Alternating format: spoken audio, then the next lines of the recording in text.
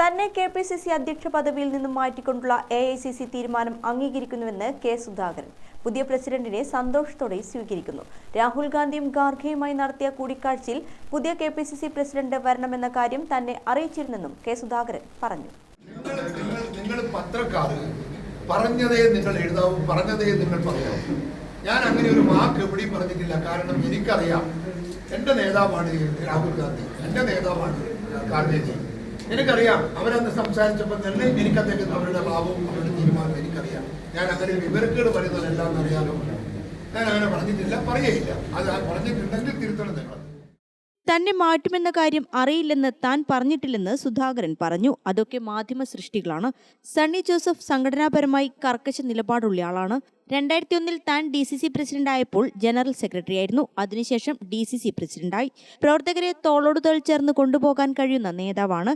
കഴിഞ്ഞ 4 വർഷമായി താൻ KPCC അധ്യക്ഷനാണ്. ഒരേ ആൾ തന്നെ പാർട്ടിയെ നയിക്കുമ്പോൾ മടുപ്പുണ്ടാകും. തനിക്കും മടുപ്പ് തോന്നും. അത് സ്വാഭാവികമാണ്.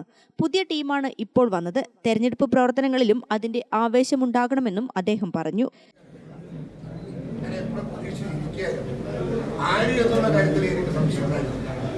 പേരുകൾ പലതും വന്നു. ഇന്നാണ് അതിൻ്റെ ഒരു യഥാർത്ഥ ചിത്രം കിട്ടിയത്. അതിൽ ഞാൻ വളരെയേറെ സന്തുഷ്ടനാണ്.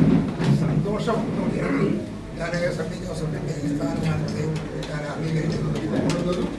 എനിക്ക് ഉൾക്കൊള്ളാൻ സാധിക്കുന്ന ഒരു വ്യക്തിത്വമാണ് സണ്ണി ജോസഫ്. അതുകൊണ്ട് എനിക്ക് ഞാൻ സംബന്ധിച്ചിടത്തോളം വളരെയേറെ സന്തോഷമുണ്ട്. ഈ മുഹൂർത്തം, ഈ സമയം എന്ന് മാത്രമേ എനിക്ക് പറയാനുള്ളൂ.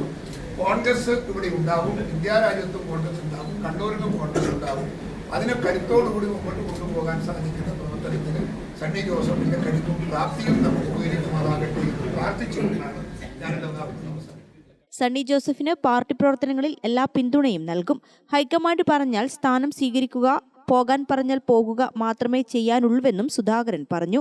സണ്ണി ജോസഫ് തന്റെ സ്വന്തം ആളാണെന്നും ഏറ്റവും ഉചിതമായ പേര് തന്നെയാണ് നിരവധി നേതാക്കളുമായുള്ള ആശയവിനിമയത്തിലൂടെ ഹൈക്കമാൻഡ് കണ്ടെത്തിയതെന്നും സുധാകരൻ പറഞ്ഞു. മറ്റു പല പേരുകൾ KPCC അധ്യക്ഷ പദവിയിലേക്ക് ഉയർന്നുവെങ്കിലും സണ്ണി ജോസഫിന്റെ പേരുയർന്നപ്പോൾ താൻ അംഗീകരിക്കുകയായിരുന്നുവെന്നും സുധാകരൻ പറഞ്ഞു. ഗ്രാമിക ന്യൂസ്, കണ്ണൂർ.